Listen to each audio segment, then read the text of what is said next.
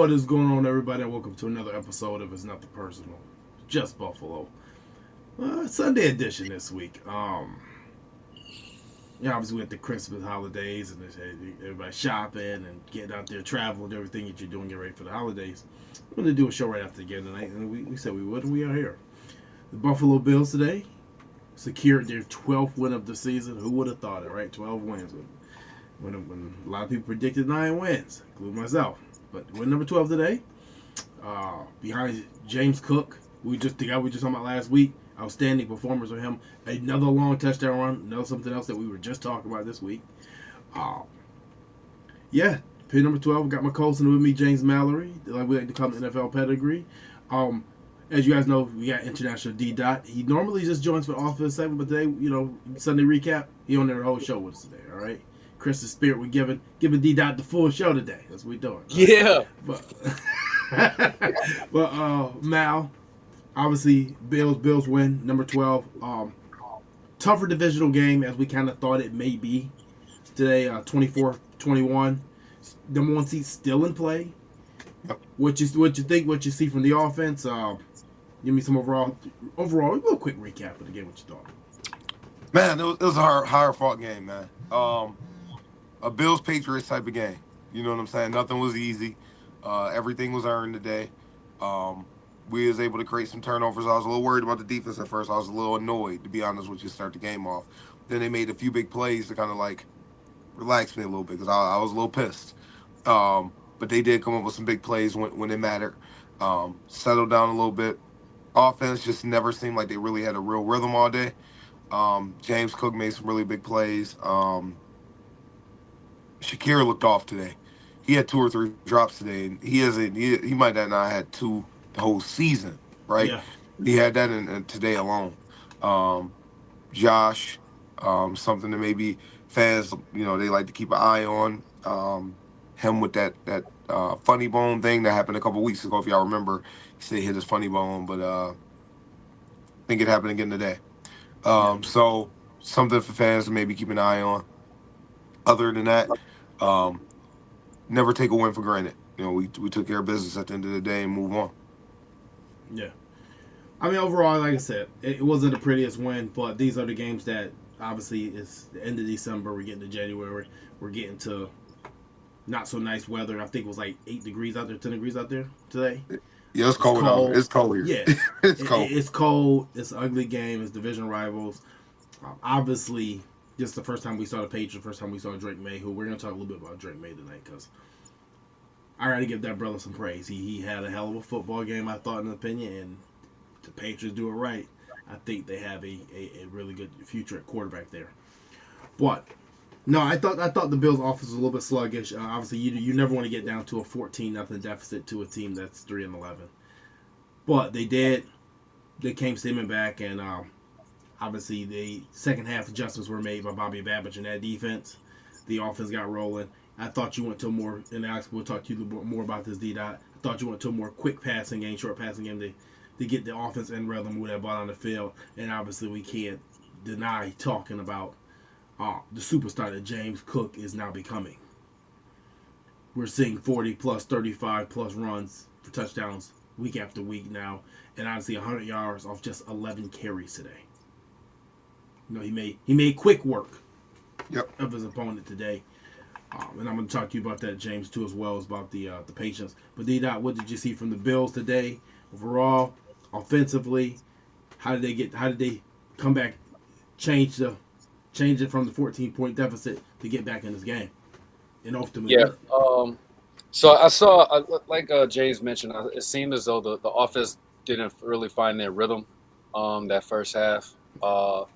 I was a little encouraged when I actually saw Coop catch that one crosser and he had a linebacker on him. I'm like, okay, that's dope because, you know what I mean, you could scheme a guy open like that. And then we really didn't see that much after that. You know what I mean? So Patriots were rushing a lot, four-man rushes and a lot of, dropping 7. The way I am a little bit encouraged is, though, we could see how the offense can mature and can evolve when we have a defense that wants to just rush those 4 and drop those 7, but plaster the wide receivers, meaning they want to get sticky You know what I mean? They want to play. They want to run more man coverages. Um, Typically, Josh is good with that, but it seems though he has So, bodies. Plus, D, I can't hear you too well. Wait a minute. Your audio cutting out. my bad. You Can you hear good me now? now? Yep, yep. All right, yeah. It seems as though when he has like an influx of bodies in the secondary, 5+, it seems as though Josh may be a little bit tentative in pulling the trigger. I think that's why we also saw some more of the short game. Get him some of those easy button throws that we've mentioned before in the past, and get in his playmakers' hands and let them get downfield. And we were able to see that from Cook. And we also saw a little bit of that from Ty Johnson again as well too. I think he was like 6 for 30, 6 receptions for 30 yards. Yeah. I think so. So yeah, but I like the adjustments that Brady came out with, and for the run game, that short motion with Alec Anderson to a wham block. I love that, man. I love that. Dude was coming down. It's kind of something like how San Francisco does with Trent Williams at times, putting him, you know what I mean, at that wing or that Mm-hmm. that H back for the Yep. tight end motion. Boom, wham block, be able to open that up, hit the seam, then go. So it's pretty Yeah. dope the second half. Anytime you see a 300-pounder coming at you with a full steam, that's not something that someone wants to see coming downhill. But Facts. James, the running game today, James Cook, what did you see? Like I said, 11 carries. I'll go through the numbers for you guys in case you don't have them. 11 carries, 100 yards, 1 touchdown, and he also had a reception for a touchdown today. So another two touchdown game for him. What's ironic to me is that we talked about this last week. That's so crazy. And I went in depth a little. I went not too far in depth, but I did go in depth in regards to how to properly run the ball and how he really took steps forward. And it showed today on that long run where he set the linebacker up. You always running for that next level. You always setting up the next level, right? What he did is he made the linebacker gamble. He made him pick a side, right? And once he made that decision, playing his foot on the ground, got vertical, made a vertical cut, and he was gone. And obviously with his elite speed, not anybody's just gonna catch that dude. He's outrunning angles. So that was a perfect example. I wish we had the film right now. I watched it. He set it up perfect. He was really, really patient. Boom. Once he set it up, playing his foot on the ground, made a vertical cut, and was gone. And like I said, we talked about that last week, man, and that goes to show we know what we're talking about here on this show. So very, very happy when I seen that one. I think that kind of changed the whole momentum of the game. That swung the game our way right there. That kind of took they heart, so to say. So once again, notice kind of a little off topic. We need to pay him at the end of the season. If we don't pay him at the end of the season, we ain't gonna be able to retain him because next year he gonna ball out again. This price tag is gonna be crazy. We could always do the Giants method with Saquon Barkley and wait him out, right? I'm just saying. Every team that tried that old approach where I'm not gonna pay the running back, we'll find another one. It bit them in the ass. Every Yeah. single team. Yeah, we'll find out where Brian Dable and Joe Schoen learned that from fairly soon here. But not for nothing. I mean, actually, they won't find out in New York, but we'll find out in general. But no, I would say this: that play 100% changed the momentum of the football game, 110%. But what's more encouraging is, I mean, obviously that we have a emerging superstar running back. That's the biggest encouraging part. But the more encouraging part for me is you found a way to win a game in December, and not that the Bills haven't been winning the December, January game. I don't want to word it like that, but this was an ugly game, a deficit. You didn't abandon you didn't abandon the run, right? Two, you found a different way to win, and it wasn't Josh's best game, and it wasn't for the familiar names. Like I said, Khalil Shakir, quiet game. Dalton Kincaid, quiet game. Amari Cooper, quiet game. And from a defensive standpoint, yeah, you were in the hole. You made the adjustments you need to make, but you still came back and you found a way to put up 24 points as a team to win this game. Now, yeah, we know the last one was a lateral pass, backwards pass that I wish Greg Rousseau would have got the touchdown on that, by the way. But Yeah. I felt bad for the big man that came on that ball, but Teron Johnson got it. But you found a way to win, and this is the games where we've seen Sean McDermott take heavy criticism, and the Buffalo Bills take heavy criticism in games just like this. Now I know some of the talk shows tomorrow and some of the podcasts and some of the media headlines, people are going to say, well, you played down to an opponent. If you've watched New England this year, then you will know New England has had some really tight games. New England is actually, I would say, probably a little bit better in their record. They're, like I said, they're not a playoff team or anything like that. But just because they're 3-11, they're not trash. No. They have some really solid pieces over there and building blocks. I'd say that their coaching needs to be a little bit better, in my opinion, across the board. But outside of that, they really had some athletes. And I'm with D-Dot on that. It was good to see the Bills go against that drop in 7 because I don't think we've really seen that too much this year. That was the first time I saw it going against a team. And actually, I think sometimes they dropped 8. Because there was a lot of times, especially in the second half, where they were only rushing 3 players. Yeah. So I think that gives the Bills a good look, and hopefully they do it again when we see them in 2 weeks. Because you don't know if somebody's going to pull that to playoffs. Because like I said, maybe Baltimore, maybe a Denver, maybe Indianapolis they can make it, maybe Miami. Other teams are going to watch this film and say, okay, how did they slow this guy down? So next time we'll be better prepared to see that as well. So, James, coming to you, what did you see from the defense today? As my man Larry Hall says, I know we were down a few pieces on defense, but are you guys concerned with the defense? I was for a moment. I'm not gonna lie. I had some moments. I'm like, what the bleep? That first quarter I did not like. I did not like the first quarter defensively. I think that they brought it to us. They got their bully game on, point blank period. They did what they wanted to do, I felt, in the first quarter. I didn't like that. But what I do like is that they found a way to make plays to be able to, they got a fumble recovery, they got an interception, they got the touchdown. They made 3 really, really big plays. I don't care if the team is 3-11, I don't care if they're 11-3. You find a way to make plays to win the game. That's championship DNA, and they did that. So am I pleased with the performance as a whole? No. But at the end of the day, you can't take any wins for granted, especially divisional opponents. Mayo has played against us quite a bit, being in New England for a while, as the DC before he was the head coach. So, just like the Jets, no matter what their record is, those games are never, never easy. Even Miami. I mean, New England and the Jets are the 2 teams we just don't match up the best against in our division. Right. Miami, we're a bad matchup for them. You know what I'm saying? And no matter how many yards they throw for, we're a bad matchup for Miami. But the Jets and New England, they match up much better with us. So, but the defense, man, I want to see more. I like how they start bringing pressure in the second half, start rushing Drake May a little bit more, made him uncomfortable. Von Miller isn't getting sacks, but one thing fans are giving him credit for is he's playing a lot better than what stats may show. Von Yeah. Miller really is. He really is. Yeah. So, then we got those injuries. We'll be fine. I think we'll be fine. These last 2 games, we got to use that to just get a rhythm defensively, and I think we hit the ground running in the playoffs. Yeah. I mean, as my man Maurice says in the chat, they got punked in the first quarter. 100%. I mean, that's the best way to describe it, that they get punked. Yep. One thing I don't know if people saw, that obviously they played musical chairs a little bit today at outside linebacker. And one, obviously, you saw Baylon Spector start the game, which, I mean, I think it's very That curious dude to hurt see. again. Oh, he got hurt? Yes, he hurt again. Hurt his calf. Okay, well, that's probably going to be the season for him. Obviously, Dorian Williams came in, and I actually saw Joe Andreessen in there as well today.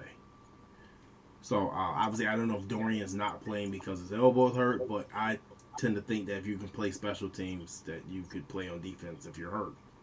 So I don't think that's personally it. I think that they prefer Baylon Spector in coverage, and Dorian Williams didn't put out good film his last couple games as far as defending the pass.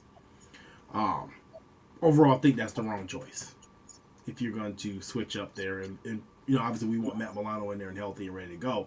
But if he's not in there, I think Dorian Williams should be the choice, hands down. I think this kind of a little late in the season to be doing this. Because when you really think about the defense overall today, you had Baylon Spector in there for Milano. which really Milano ain't been there in a year and a half, so you can't really say it. But Van Spector was in there basically for Dorian Williams, we'll say, right?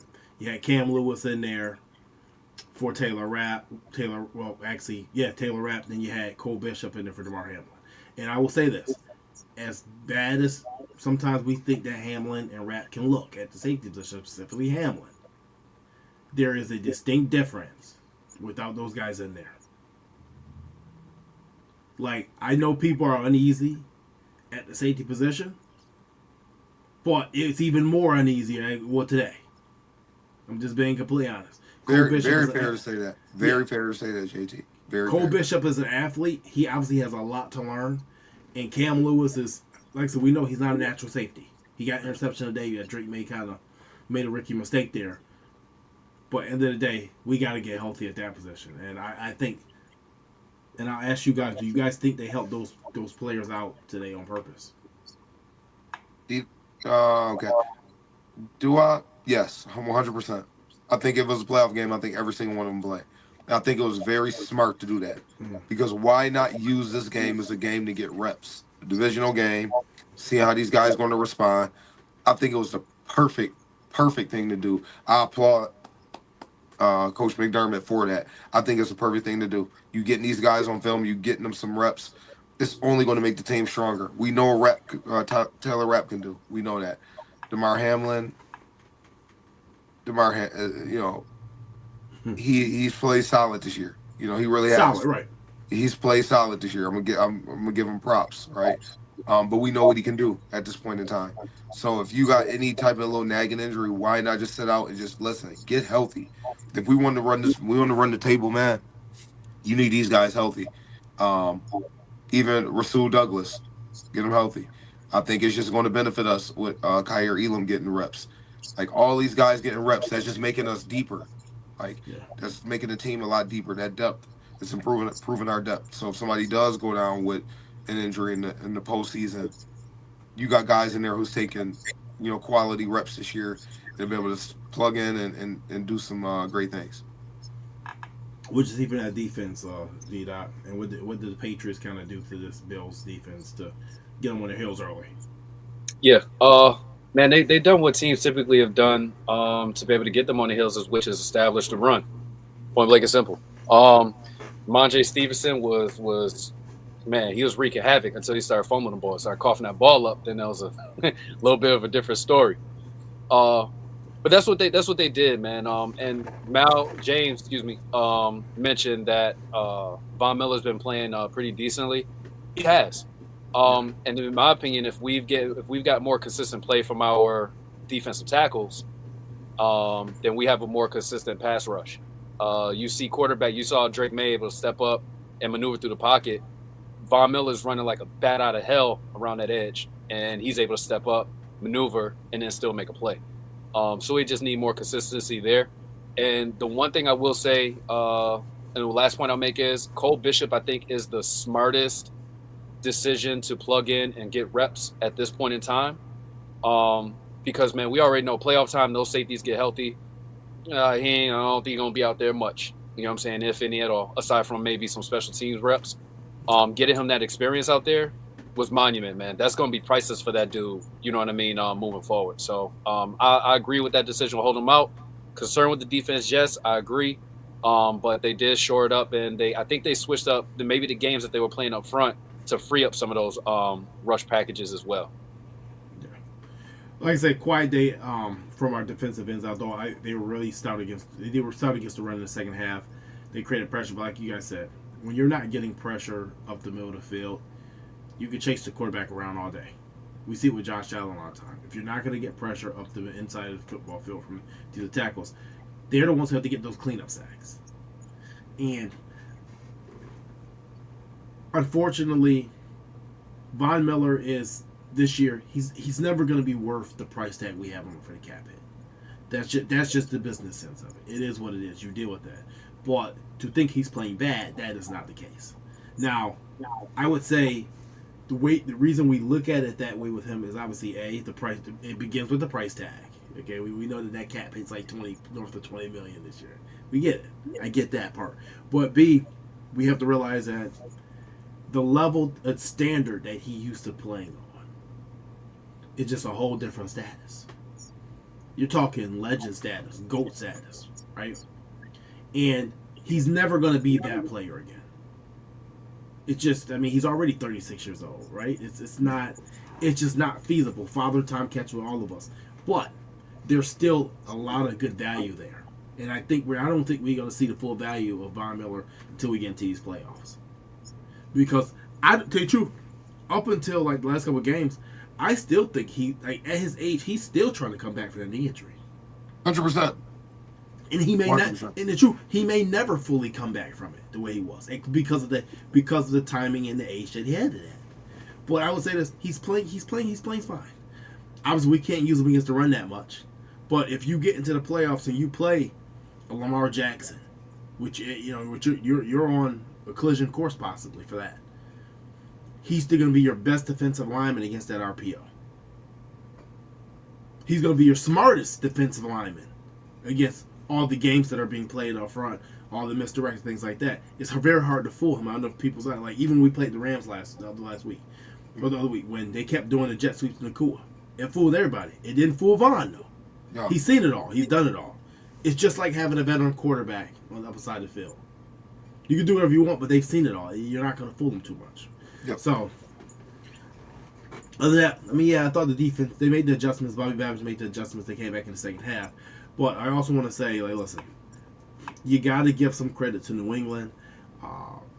One of the things that they did is they really wanted to play ball control. Now, time of possession of the game ended up being 30 minutes and 57 seconds to the Patriots and 29 minutes and 3 seconds to the Bills, which is actually very closely related. But in the first half, the time of possession really wasn't that close. Yeah.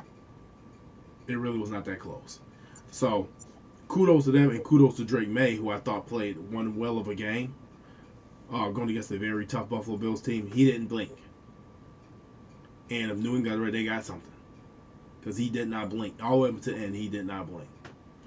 And actually, I think I was talking to you about this other week, James, on the phone, that there's a lot of things about him that reminds me of Josh Allen. Yes. Yep. He has a lot of qualities that remind me of Josh Allen. Now, the difference that's going to separate these two is what type of work is he going to put off the field. Yep. And if he puts it in, that's going to be scary. I'm just saying that out loud, all right? Well, hey, man, your guy Kyrie Allen played today. Up and down. I mean, he didn't look great today. I will say that. But he's got better and he kept playing. Yep. What did you think of Elam's performance today? Yeah, sorry, Larry. Yeah, Dwayne Carter was a healthy scratch today.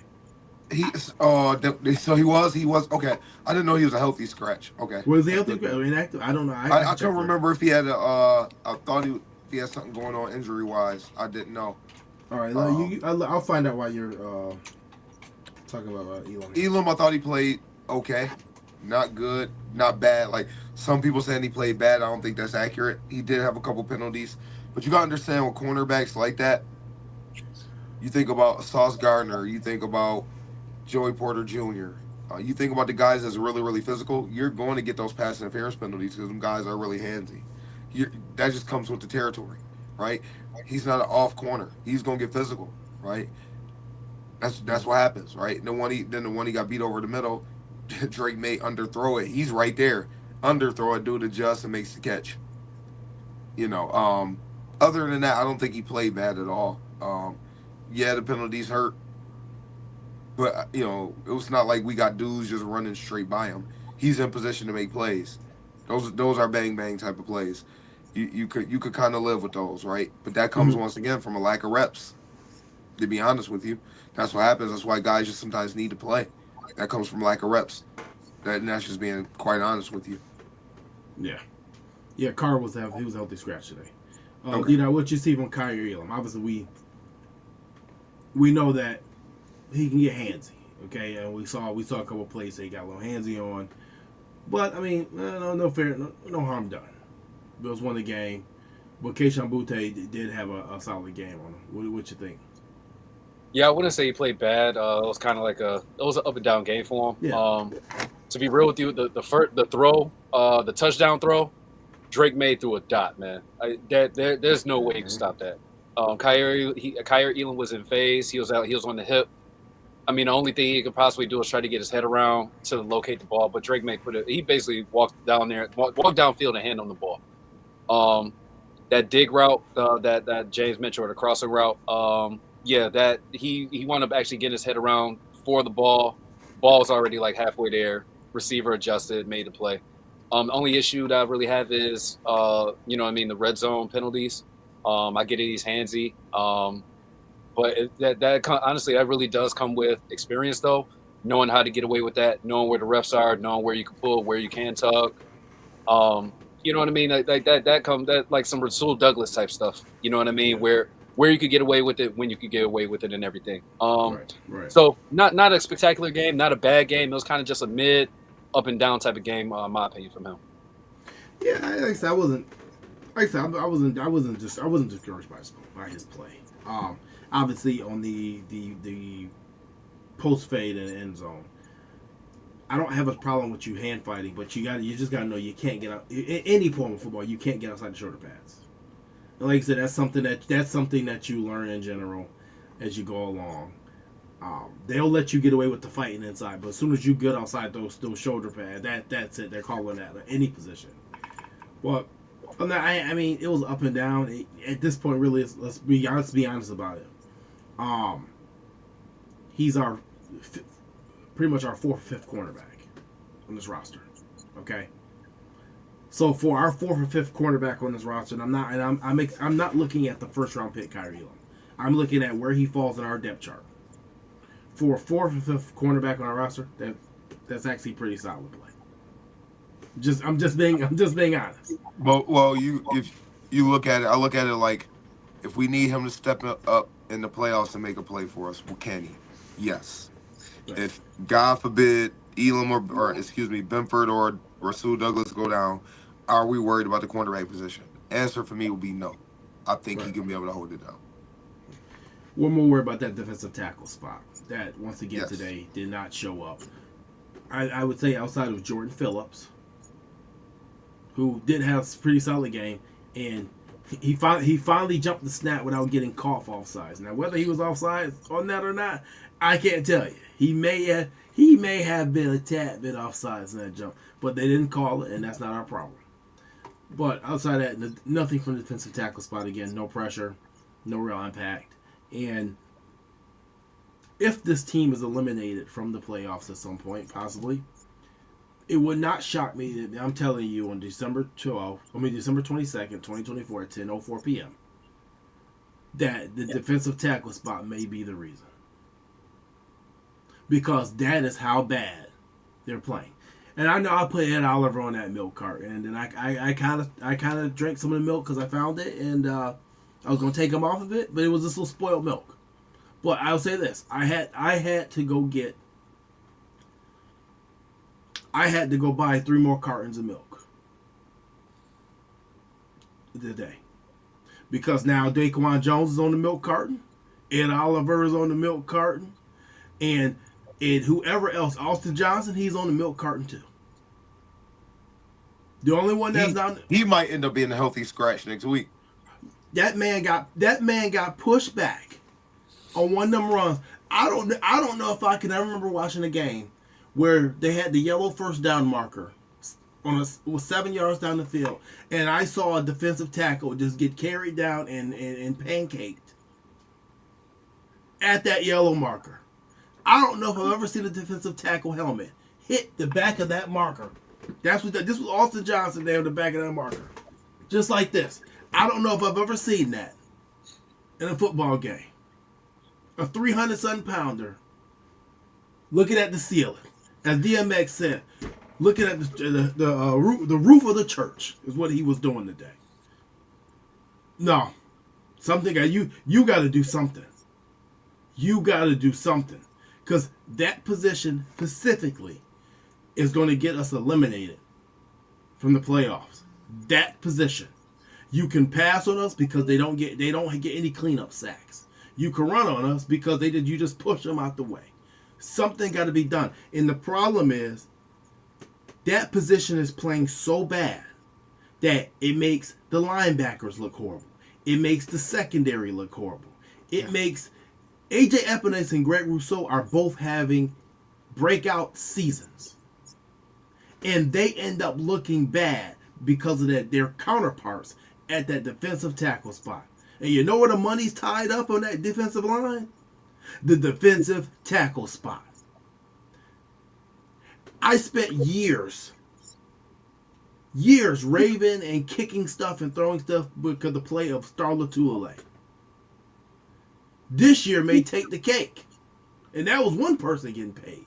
We got like 3 people that's getting paid decent money on that defense at that particular group. So all I know for Christmas is they better gift every single one of them a goddamn backbone moving forward. Because if not, they're gonna make us lose. And I'm just being honest. I don't want to harp on them like that, but that particular position is so bad right now. Like, they shouldn't be bringing any of those dudes back next year, except probably Ed Oliver. I'd rather bet with Jordan Phillips if I have to. Yeah, I would too. Nothing more than the minimum though. And Dwayne Carter, I don't understand why Dwayne Carter's a healthy scratch after seeing that today. He better not be a healthy scratch ever again. The reason I say that is, even though he may not play better than some of those veterans at times, the effort is going to be there. What I saw today was a lack of effort and a lack of care. And I don't know what's going on with Dayton Jones. I don't know if he's hit that wall, but I almost feel like he's thrown in the towel. He got his money, he's thrown in the towel. That's what I feel like. I'm being completely... hey, if it is what it is, I'll call it like I see it. Yeah, he did not play like this last year. Like, that dude was playing well last year. His entire career, he's never played like this. I don't know. And if you looked at what McDermott said at halftime, he mentioned up front, we got to play better up front. That's the only thing he said. Yeah. He wasn't talking about the O-line either. He was talking about that defensive line getting their ass kicked. That's exactly what he was talking about. Yeah, the message was loud and clear. There was no pulling no punch with McDermott with that. He was loud and clear with that message. Did I anything about this defensive tackle spot that has got us all lactose intolerant at this point in time? They sucked, man. That's really it. They sucked. And it's bad when you, even from the sideline view, when you can see the seam start to open up, even from the sideline view, because we all know that seeing it from that angle is a little difficult at times. You can't see depth and everything. What? Man, you could tell you could walk a Mack truck through some of those holes. Yeah. It was poor, man. It was piss poor. I don't know. These guys gonna have to get some pride. I know Ed Oliver before last game, he was saying that they were pissed off. The defense, they need to find some of that piss and do something with it again. You know what I mean? And and add it to the next week's game, because they're gonna need it, because this performance was horrible, man. That's all I can really say. Y'all said everything. It was bad. Yeah, I know what piss they found. The only piss they found was Ramondre Stevenson when they left on their fire hydrant today. That's what they found. The yellow snow. Yellow snow all around their fire hydrant, what they found from Ramondre Stevenson today. And my fear is this, okay? I feel like this team is, and I don't want to get too far ahead, okay? But if you think that you're going to play, even if you had to play Denver in the first round, that's a rookie quarterback. They're going to play a ball control type of game. Yes. If Indianapolis sneaks into the playoffs, another team, ball control type of game. They're not going to take too many chances with the ball in the air. Then you go to the top tier. Well, the Ravens and the Chiefs. Well, guess what? The Chiefs got Isaiah Pacheco back and got a Hudson Kareem Hunt. You think they're not going to try to push this ball down your throat? And you know what the Ravens bring, and we ain't got to talk about Big Derrick Henry and Lamar Jackson and Justice Hill. We don't have to talk about that. So if you can't get this done today against New England Patriots, that was missing their guard, that was missing their center, and was missing a starting tackle, what are you going to do when you face these other league teams that have way better teams, way better offensive lines? Sign Calais Campbell if they cut him, because they talked about cutting him, and let him sign with a contender. Sign Calais Campbell. Yeah, they talked about cutting him if they're eliminated from playoff contention. Talked about cutting them and letting them sign with a contender to basically rain chase. Do you sign Calais Campbell? Basically, go back to ball. Basically, he probably going back to Baltimore, right? Yeah, try to try to stop him from that. But yeah, You better you wave him. You better put that claim in. oh yeah, they got to play better. They got to play better. I mean, I will say this. Outside of that defensive tackle spot, I thought the defense ends played well. I thought the linebackers could have been better, but obviously we're playing musical chairs at the outside linebacker spot. We talked about that already. And I thought overall the secondary didn't play bad. They didn't play bad. Obviously they're probably going against the weakest receiver group probably in the NFL at this point in time, which is well, you know what, the D tackles are similar to the center and the bad guard on offense. The middle and the heart of that line can make the whole team look bad. And they did today. Literally, if your center is ass and you have a bad guard, either the right or tackle or right or left guard is bad, that can make the whole offensive line just look horrible. Yeah. That can just your left tackle could be elite, but that can make him just look just whack because that just makes the unit look bad. If the heart of the defense, the guts, the middle of that defense is not playing well, dude, that puts a lot on Bernard, right? Puts a lot on the defense as a whole. You know what I'm saying? Like it's just these dudes they got to pick it up, and when they play fairly well, it's noticeable. It's very noticeable. Yeah, that's the thing right there. You don't have old school throwback 34 front thumping linebackers. You got linebackers who fly sideline to sideline. Yep. And in order for them to be effective as effective as they can be, you have to keep them clean. With this defensive tackle spot the way it is, we can't keep anybody clean. We're letting people get to the second level and block them. Yeah. And I don't know, and I can't name one defensive tackle is getting double teamed. Ed is seeing it. But what I like about Jordan Phillips, he's an effort dude, but big as he is, he's not what you think he would be. He's more finesse. Yeah. You know, people 100%. Look at his size and think he's just a mauler. He's not. He's a finesse big dude. He has really good feet. He's more of a 3-tech than a nose. He's really not a nose. He's a 3-tech who's just a big dude. We don't have a nose. No. Daquan Jones is supposed to be that, but he ain't playing up to par. No. But we'll move on. We'll stop bashing the D-line. This is actually making sick to my stomach. Josh Allen's performance today, 16-29. A modest 16-29. 154 yards, 1 touchdown, 1 interception. He had another 30 yards from the ground. Actually, totally, the Bills ran for 172 yards on 31 carries, I believe, between the backs and Josh Allen included, which is pretty good. That's a pretty good day for the running game. Josh's MVP race, D-Dot. Do you think this hurt him a little bit with Lamar having a good game versus the Steelers, or overall the Bills got the win? He didn't play terrible. Up and down. Yeah, I mean, I think it's one of those situations where he doesn't take a full step back. He takes like a half a step back, maybe in the race. Yeah. I don't think it would be damning though, especially with his performance last game. You know what I mean? Going out just having ice water in his veins, so to speak. You know what I mean? This game, it was kind of, didn't make the big mistake that killed it, but still made enough plays to be able to get the dub. So I think he's still the favorite in my opinion. Even though Lamar had a good game against the Steelers, I think he's still the favorite in my opinion. Yeah. They may not be the odds may not be plus 700 tomorrow, but he's still an awesome favorite. James, Josh Allen performance today, MVP race, all that stuff. Actually, found out he's been playing with a broken hand all season on his left hand. I don't think it impacts much today. You got the win, right? If we'd have came out, he had the same performance and it's a loss. I think a win means more than anything right now.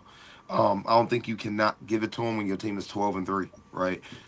Anybody else that's kind of up there, you can't give it to, in my opinion. Lamar Jackson team has 5 losses. It's hard for me for somebody that has 5 losses to get in the MVP, right? Is they even in the lead in the division right now?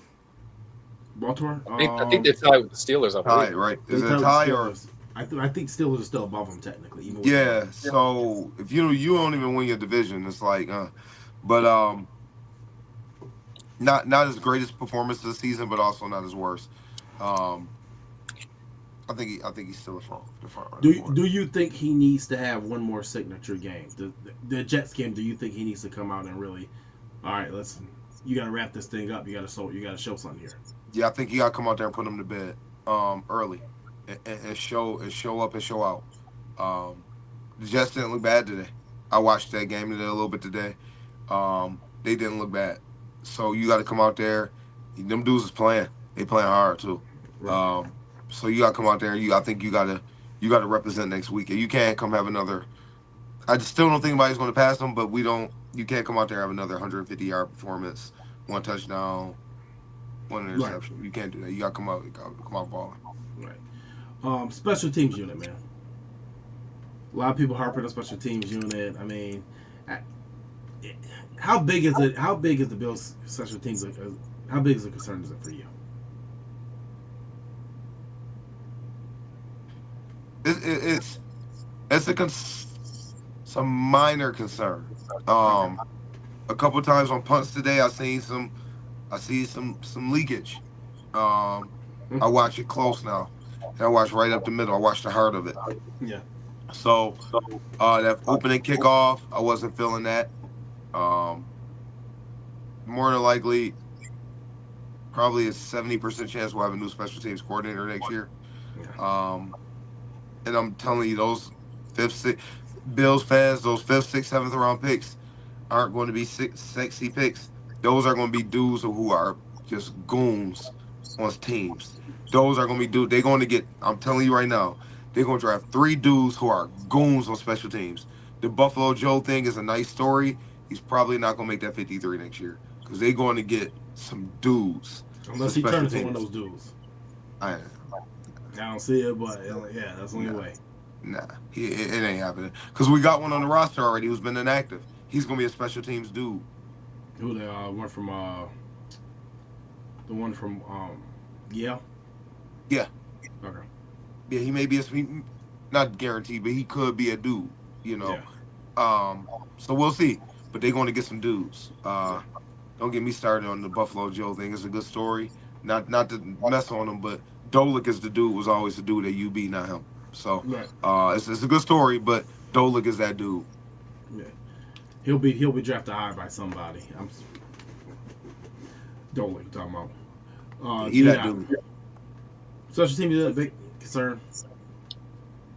Not big, but significant enough. Something you got to shore up.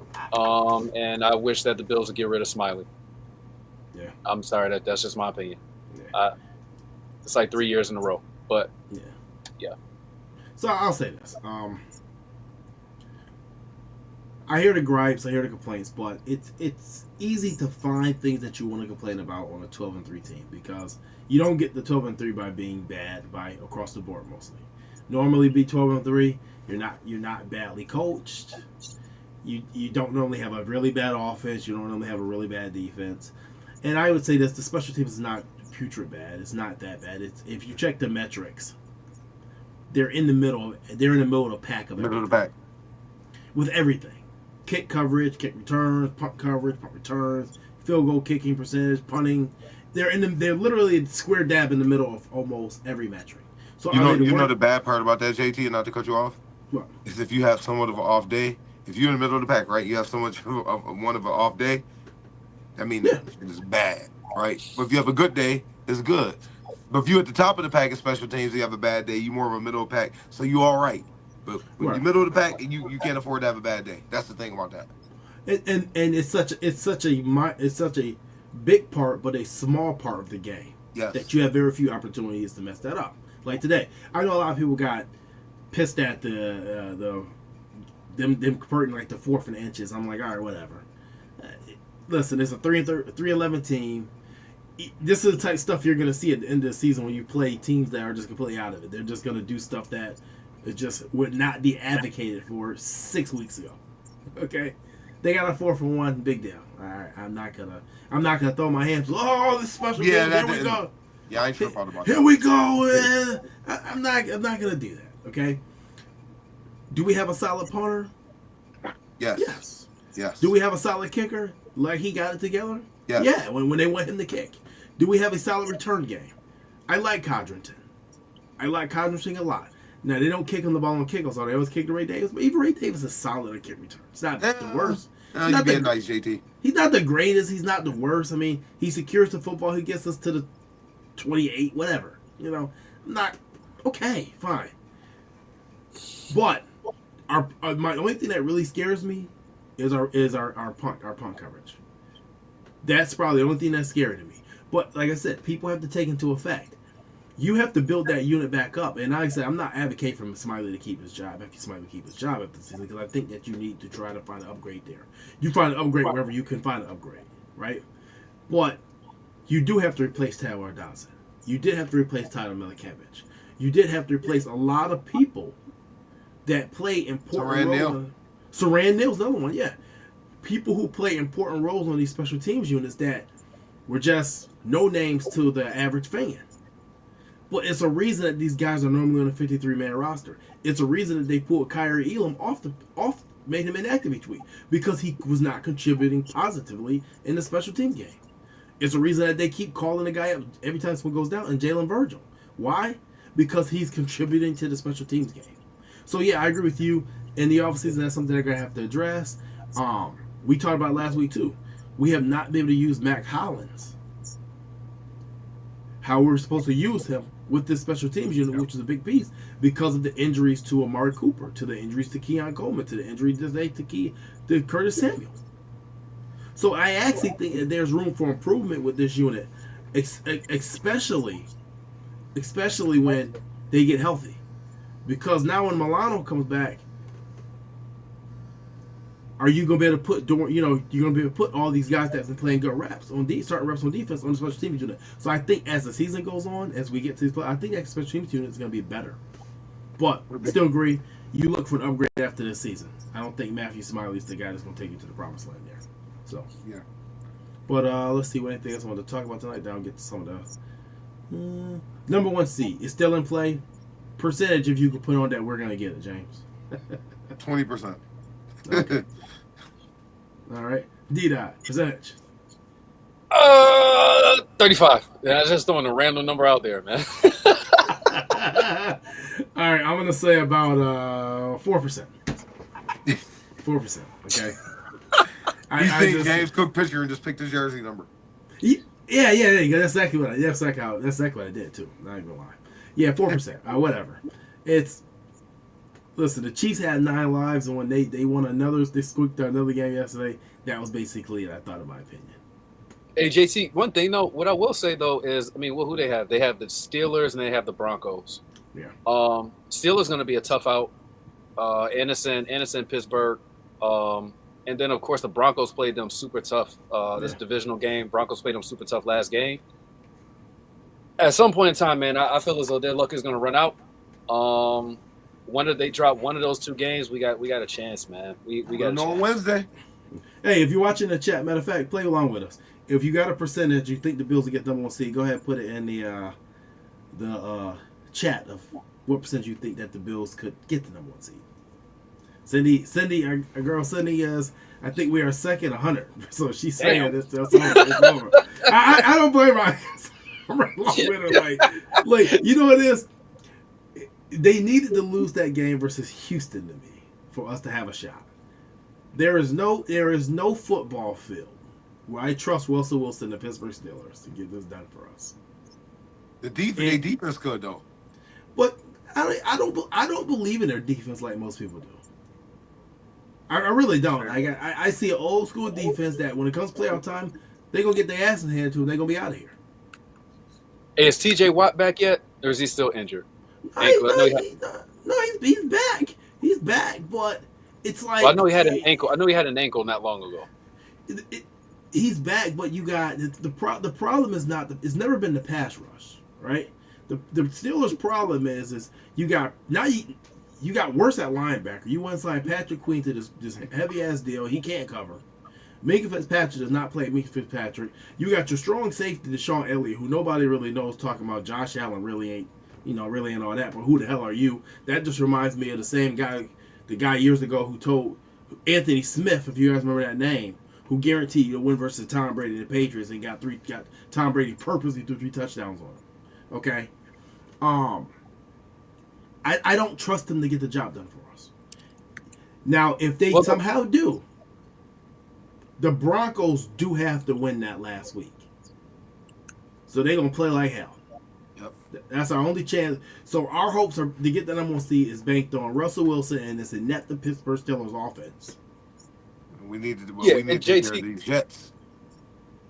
And JC, the only reason why I mentioned the edge is because we know that their tackles are inept, man. Like they've got the worst tackle group in all of football, one of the worst tackle groups in all of football. So if they got any chance, it's going to be on those edges. And a good pass rush can make a mediocre secondary look pretty good. I'll say this: they moved Joe Thuney up the left tackle yesterday. Yeah. They bumped it off from left guard, right? Yeah, the old Andy. If you remember the old Andy Levitre move. Oh yeah. Yes. So, but yeah, I don't know. Like I said, I don't think that there's much shot at it. If Pittsburgh Steelers do come out and win, obviously we have to win our game too. Let's not write off the Jets. That's a very talented football team. Very chaotic and crazy, but a very talented football team. We have to win our game first, but just not really seeing it, man. Not really seeing it. If we meet Kansas City, I think we'll be in Kansas City in the playoffs. Which, guess what? I'm fine with that. That's not like another home game at this point in time. There is no home field advantage for either one of those teams playing each other in either Orchard Park. Yep. Or Arrowhead. There's no advantage there. Moving on to the last topic of the night. Ooh, what was it? Hold on, let me check here. It's kind of hard. I don't have my. Who do you guys want to see in the playoffs in the first round? D-Dot, come to you first. Woo. Oh man, let's see. Are we going with teams that clinch the playoff spot so far? Are we going up? Yeah, so I'll tell you what the matchups will be as of today. As of today, Chiefs get the bye week. Bills versus Broncos, Steelers versus Chargers, Texans versus Ravens in the first round. So obviously behind the Broncos is Indianapolis at 7-8, Miami 7-8, and the Bengals at 7-8. Denver's 9-6, so they win one and they're in, I believe. And the same thing goes for the Chargers, which they could flip flop too. And who did you say we have as a matchup if it feels today? Denver and Sean Payton. Denver.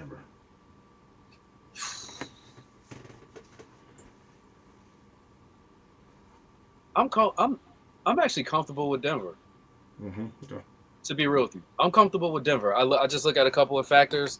Rookie quarterback. They don't really have I don't believe they have like a running back that's just all world. I mean, they're still going by committee, a true committee. You don't know who the hell getting 10 carries that game. Okay, cool. So their receivers don't necessarily scare me. I will go with Denver. I will go with Denver. Okay. Mal. First round. Yeah, I would say Denver. I wouldn't want the Chargers. Because Harbaugh, that dude know how to slow the game down. That dude is a very smart. Respect him. Respect the hell out of him. He took that team and man, what old boy couldn't do for years, he doing the damn thing. And what he'll do is he'll slow the damn game down. I think he will have a solid game plan in place to be able to give us some type of headache. I think we'll still ultimately win, but I would rather give me the rookie quarterback. Yeah, that's what I would say. I want Denver that first round. Yeah, okay. All right, I'm going to go a little... I thought about this. I'm going to go a little out the box here. All right? First round, let the Chargers and Broncos win these last couple of games, right? Let's just go and play Baltimore. Let's play Baltimore first round here in Buffalo. And okay. Yes, Colts was a choice, Cindy. They're still in contention. That's definitely a choice. Let's play Baltimore. Now, I know that sounds kind of crazy, but I know for a while I've been saying, and I thought about it in my head, right? If Baltimore goes and Baltimore plays Houston first round, they beat them, they're going to go play Kansas City, right? And then we're going to let those two teams battle it out. But guess what? If Baltimore goes to Kansas City and beats Kansas City, you know how much momentum that will give them mentally coming into Buffalo? Don't get me wrong, in the hierarchy of the AFC, Kansas City is still here. Baltimore and Buffalo is here. Mentally, right? Yeah. I think that will give Baltimore, especially, like I said, they're not a good road team, but that'd be 2 road wins in a row for them. You never want to see a team in the playoffs that's coming off 2 road wins. That's ironclad. That's some like, yo, we don't care who you are. It's us against the world type mentality. So I'm thinking Baltimore had to fight like hell to get back to the division, right? Try to fight for their division. At some point, you're probably due for a letdown. If we played them first round and we knocked them out, you're talking about going in the second round of playoffs and having another home game, but you're probably playing either Pittsburgh, Houston, the Broncos, or Chargers. I feel really comfortable with that with the second round. Then you're going to the AFC Championship game, and unfortunately, on the back end of that, with Baltimore not playing KC, you're probably playing Kansas City in Kansas City. I said it before. I don't know, man. I just don't. I don't trust that KC team, and that's just me. I just don't. But no matter who I trust them versus Denver, the Chargers, or Houston or Pittsburgh. I'm not gonna say Pittsburgh. I'm not, and I'm not gonna say the Chargers either. Divisional opponents is always tough. Yeah. They are, but to me, the Chargers, they're just not there yet. But I said before, by next season, after a whole year and a whole another offseason of Jim Harbaugh, oh, you best believe the Chargers going to be contending. I trust Harbaugh playoff game plan. I do. I don't trust their roster fully yet. That's what I don't trust about it. It's not his game plan. I just don't trust his roster. I think he needs a little bit. I think he needs one more offseason. And you got a lot of young kids. Quentin Johnston's finally coming in his own. Lat McConkey's a rookie. See, but what you're not taking into account is Bosa and Khalil I don't care Mack about them. I don't care about them. I think I'm gonna be honest with you. I'm gonna be. They've been there. They've been there the last couple years. And honestly, excuse my language, they haven't done shit. Yeah, but once again, what I'm saying is, Fulio is gone. I trust Harbaugh in one game scenario to get him fits. And it's not saying they guaranteed to win, but you got Khalil Mack and Bosa against some terrible tackles, and don't let Harbaugh get to slowing the game down a little bit, and Justin Herbert get kind of fluky on you. They gonna have some problems on their hands because Kansas City not built to come back from 14 down, bro. It's not. No, they're not. But I don't think Kansas City is built to put up 24. I don't think we're gonna see that matchup anyway, though.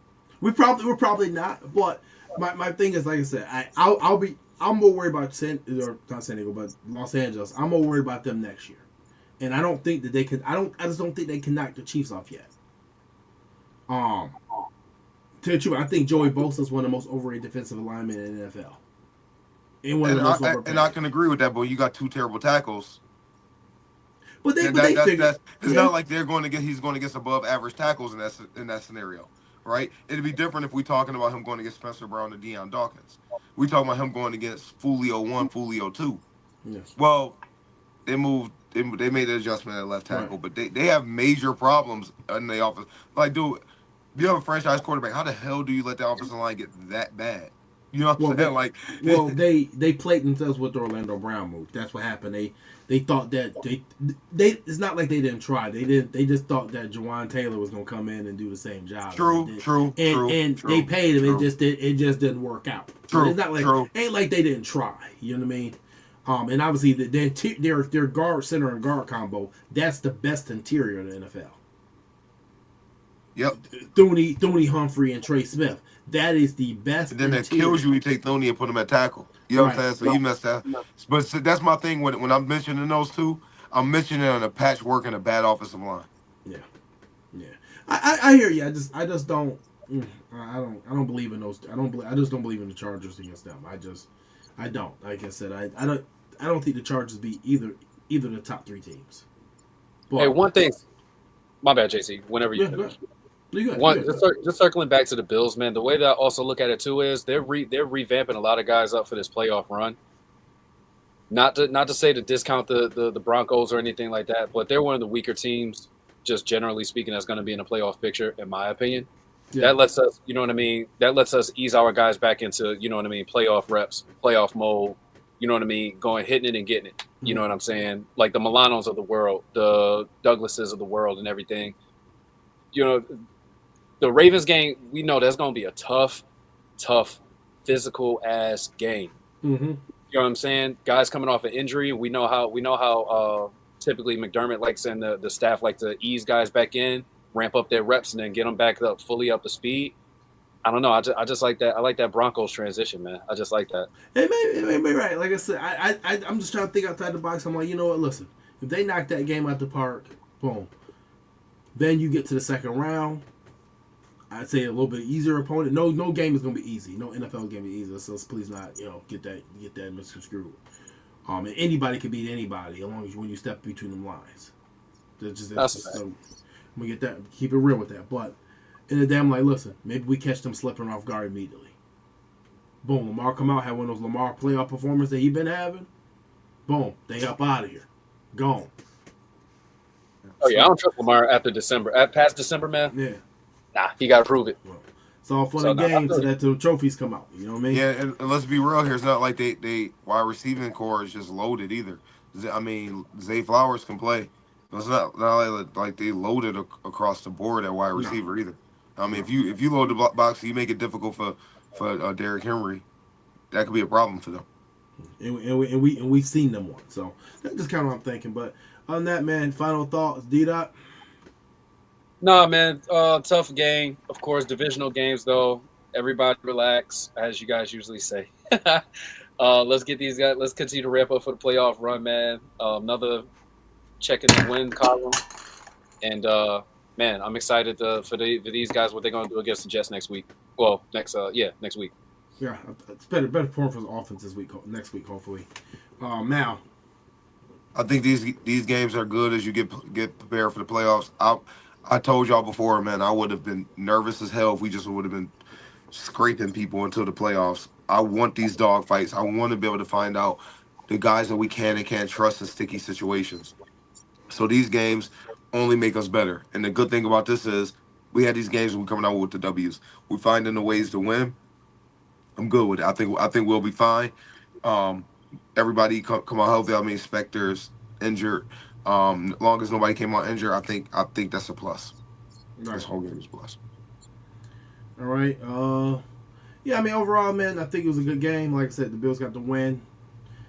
I want to see a better offensive performance the next 2 weeks. Obviously, I think that last game may not be playing for much, but maybe a half a game, something like that, just to keep everything in order, keep everything clicking.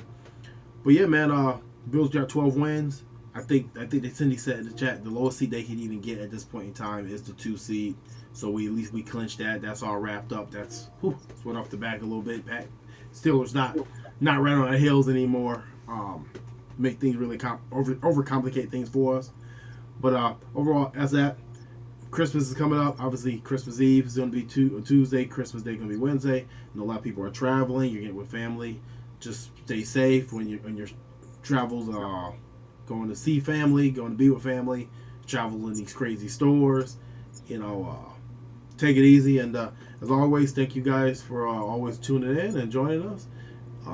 We'll catch you guys next week. I don't know what date yet. We'll figure it out. But I'll let you guys know. Same time, same place. And if I probably won't see you, have a Merry Christmas, a Happy Hanukkah, a Happy Kwanzaa. If you don't celebrate anything at all, then just have a good day. But catch you later. Catch you later. Peace.